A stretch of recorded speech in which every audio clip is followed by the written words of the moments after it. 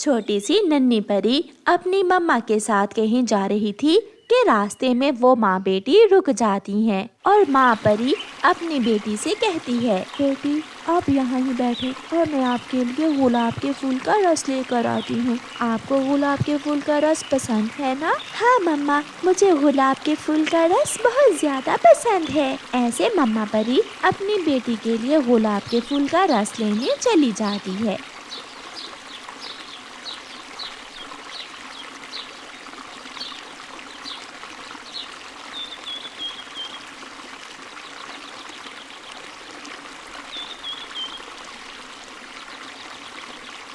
छोटी परी को नींद आ जाती है और वो थोड़ी दूर एक नारियल के पेड़ पर जाकर एक बड़े से नारियल में छुपकर सो जाती है। छोटी परी ये नहीं जानती थी कि जब तक कोई उसे जगाएगा नहीं वो सोई ही रहेगी, क्योंकि परियों की नींद तो ऐसी ही होती है। मम्मा परी जब गुलाब के फूल का रस लेकर आती है तो वहाँ उसकी बेटी परी ना थी, क्योंकि उसकी बेटी तो नारियल के अंदर सो रही थी। परी मम्मा अपनी बेटी को इधर उधर देखती है और थक हार कर शाम को रोती हुई परेशान वापस चली जाती है। नन्ही परी तो ऐसे सोई हुई थी जैसे वो उसी नारियल में हमेशा सोई ही रहेगी। उसी जंगल में एक कबूतर रहता था जो जंगल में पक्षियों को नारियल पानी बेचा करता था। नारियल पानी, गरम गरम मौसम में ठंडा ठंडा नारियल पानी। कबूतर का नारियल पानी सबको पसंद था।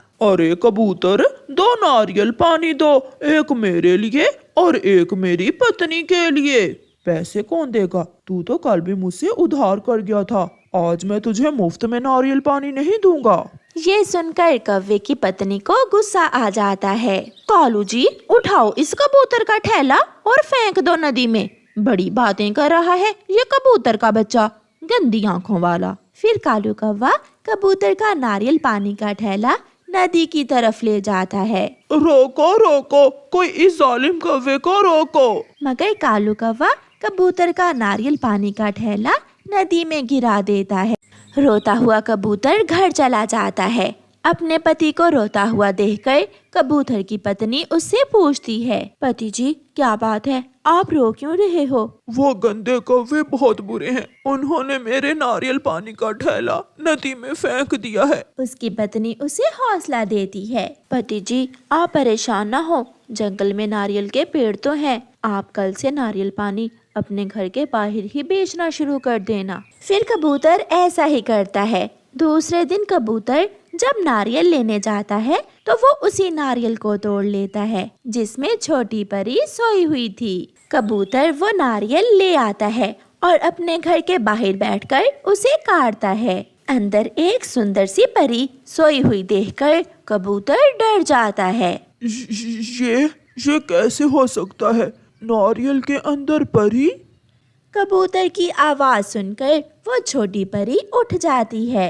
मम्मा मम्मा, मेरी मम्मा कहाँ है? नहीं, यहाँ तुम्हारे सिवा और कोई नहीं है छोटी परी। क्या मैं सो गई थी? हाँ नन्ही परी, मैंने ही तुम्हें जगाया है, तुम इस नारियल के अंदर सोई हुई थी। आपका बहुत बहुत धन्यवाद। अगर आप मुझे ना जगाते तो मैं कई साल तक यहाँ सोई ही रहती। मेरी मम्मा मुझे लेकर परेशान होंगी, मगर मुझे घर के रास्ते का मालूम नहीं है। जब तक आपकी मम्मा नहीं आ जाती आप मेरे घर में ही रह लें, और फिर जब आपकी मम्मा आ जाए तो आप उनके साथ चली जाना। छोटी परी मान जाती है और कबूतर के घर में ही रहने लगती है। एक दिन वो दुष्ट कौवे फिर से आते हैं। अरे कबूतर के बच्चे, लगा एक नारियल पानी, वरना मार खाने के लिए तैयार हो जा। घर में बैठी लूसी कबूतरी कौवे की आवाज सुनकर बाहर जाती है। हम गरीबों पर रहम करें, हमने आपका क्या बिगाड़ा है? आप क्यों हमें काम नहीं करने देते? अगर ऐसे ही हम मुफ्त में नारियल पानी पिलाते रहे तो हम क्या कमाएंगे? हम ताकतवर हैं और एक ताकतवर पक्षी को कमजोर पर जुल्म करके बहुत मजा आता है।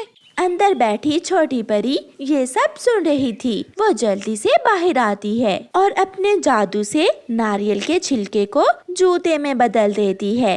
जूते जूते काम दिखा, जालिम कौवे को मार मार कर यहाँ से भगा। वो जूता दोनों कौवे और कौवी के पीछे लग जाता है और उन्हें मारने लगता है। जूता पीछे पीछे और कौवे आगे आगे। बड़ी मार पड़ती है कौवों को और कौवे भागते हुए वो जंगल ही छोड़ जाते हैं। धन्यवाद नन्ही परी, आपने तो इन कौवों को भगा ही दिया। ऐसे बुरे पक्षी मार ही खाते हैं हमेशा। फिर कुछ दिनों बाद मम्मा परी अपनी बेटी को ढूंढते ढूंढते उस दिशा में आ जाती है और अपनी बेटी को साथ लेकर खुशी खुशी अपने देश वापस चली जाती है। कबूतर और कबूतरी सुकून से अपना काम करने लगते हैं। अब उन्हें दुष्ट कौवों का कोई डर न था। प्यारे दोस्तों, इस कहानी को लाइक, अपने दोस्तों के साथ शेयर और चैनल को सब्सक्राइब करना बिल्कुल मत भूलना। आपका धन्यवाद। चिड़िया के घर के पास पेड़ के नीचे एक छोटा सा पौधा अभी कुछ दिनों पहले ही बीज से बाहर निकला था। छोटी चिड़िया की बेटी गुड़िया घर जाते हुए उस छोटे से पौधे को देखकर वहाँ आ जाती है। ये कोई खरबूजे की बेल होगी या फिर करेले की, ऐसा भी तो हो सकता है ये बेल खीरे की हो। जो भी होगा मैं इस बेल को पानी दूंगी और इस बेल से फायदा लूंगी। फिर उस दिन के बाद गुड़िया हर रोज नदी पर जाती और अपनी उस बेल को पानी ला कर देती। समय गुजरता गया और वो बेल भरती गई। अब तो वो बेल गुड़िया के घर की छत तक पहुंच गई थी। मम्मा, मैं नदी पर जा रही हूँ। अब मेरी इस बेल को पानी की ज्यादा जरूरत है। गुड़िया बेटी, न जाने इस बेल पर कोई काम की चीज लगेगी भी या नहीं। देखो तो कैसे बड़ी होकर खिड़की तक पहुँच गई है ये बेल। फिर एक दिन जब गुड़िया सोकर उठती है तो खिड़की से बाहर उसे उस बेल पर एक छोटा सा खीरा लगा हुआ दिखाई देता है। गुड़िया शोर मचाती है, मम्मा मम्मा उठें, देखें मम्मा मेरी बेल पर क्या लगा है। गुड़िया बेटी, ये तो खीरे की बेल है, आओ पास जाकर देखते हैं। फिर वो माँ बेटी घर से बाहर उस बेल के पास चली जाती हैं। गुड़िया बेटी, अब इस बेल पर जितने भी फूल लगे हैं कुछ ही दिनों में उनसे खीरे बन जाएंगे। उड़ती हुई गोरी कौवी वहाँ आ जाती है। अरे अरे, मैं कब से ढूंढ रही हूँ, खीरा तो मेरे घर के पास ही है। चिड़िया, आज तो कोई सब्जी वाला नहीं आया। कालू खीरा मांग रहा है, ये छोटा सा खीरा तुम मुझे दे दो।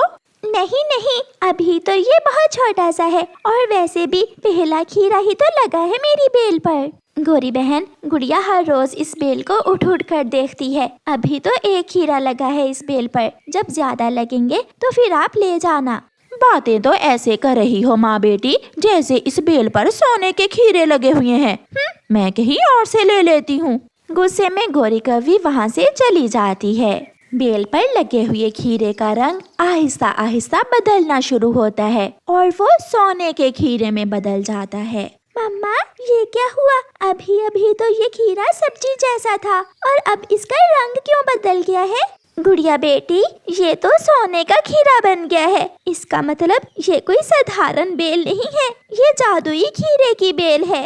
फिर मम्मा चिड़िया कहती है, ये कोई सेब की बेल थोड़ी है। और वो सोने का खीरा सेब में बदल जाता है। ये कोई अनार की बेल थोड़ी है और वो सेब अनार में बदल जाता है।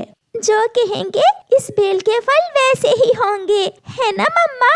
वो माँ बेटी बहुत खुश होती हैं। मम्मा, मुझे बहुत भूख लगी है, ये अनार हम तोड़कर खा लेते हैं। फिर वो माँ बेटी वो एक अनार तोड़कर खा लेती हैं। दूसरे दिन जब गुड़िया उठती है तो उस बेल पर 2 खीरे लगे हुए थे। गुड़िया अपनी मम्मा को आवाज देती है, मम्मा मम्मा जल्दी आए, देखें आज बेल पर 2 खीरे लगे हैं। गुड़िया की मम्मा भी वहाँ आ जाती है। गुड़िया बेटी, एक खीरा हम तोड़कर खा लेते हैं और एक खीरे को सोने के खीरे में बदल लेते हैं। फिर गुड़िया की मम्मा एक खीरा तोड़ती है। वो माँ बेटी ताज़ा ताज़ा खीरा खा लेती हैं, जिससे उनका पेट भर जाता है। ये कोई सोने के खीरे की बेल थोड़ी है। देखते ही देखते दूसरा खीरा सोने के खीरे में बदल जाता है। गुड़िया बेटी, अब तो हमारे दिन बदल गए। तुम्हारी जादुई खीरे की बेल ने हमें अमीर बना दिया। वो माँ बेटी वो खीरा लेकर सुनार के पास जाती हैं और उसे बेचकर ढेर सारे पैसे ले लेती हैं। एक दिन तोता रोता हुआ चिड़िया के पास आता है। चिड़िया चिड़िया, मैं बहुत गरीब हूँ, मेरे पास ना घर है और ना ही कुछ खाने को। तोते भैया, आप चिंता ना करें, मैं अभी आपको एक सोने का खीरा देती हूँ। उसे बेचकर आप अपनी जिंदगी सुकून से गुजार सकते हैं। फिर मम्मा चिड़िया अपनी जादुई बेल से एक सोने का खीरा तोड़कर तोते को दे देती है। तोता वो सोने का खीरा देखकर बहुत खुश होता है और वो सोने का खीरा लेकर वहाँ से चला जाता है। चिड़िया ने कुछ ही दिनों में अपना घर भी नया बना लिया था और वो आने वाले हर गरीब पक्षी की मदद करने लगी थी। चिड़िया चिड़िया, क्या बात है, तेरे हाथ कौन सा खजाना लग गया है? इतने पैसे कहाँ से आए तेरे पास? आंटी, हमारे पास कुछ भी नहीं है, एक खीरे की बेल ही तो है, सोने के खीरे की बेल थोड़ी है। फिर गौरी के देखते ही देखते सारे खीरे सोने के बन जाते हैं। ये देखकर गौरी हैरान हो जाती है। गौरी आंटी, ये सब आपकी वजह से ही हुआ है। अगर आप उस दिन ये ना कहती कि ये सोने के खीरे थोड़ी हैं, तो हमें पता ही ना चलता कि हमारी ये बेल करिश्माती सोने के खीरे की बेल है। फिर वो माँ बेटी हंसने लगती हैं। चिड़िया चिड़िया, एक सोने का खीरा मुझे भी दे दो प्लीज चिड़िया। फिर चिड़िया गौरी कव्वी को एक सोने का खीरा दे देती है, जिसे लेकर गौरी खुशी खुशी घर चली जाती है। प्यारे दोस्तों, इस कहानी को लाइक, अपने दोस्तों के साथ शेयर और चैनल को सब्सक्राइब करना बिल्कुल मत भूलना। आपका धन्यवाद।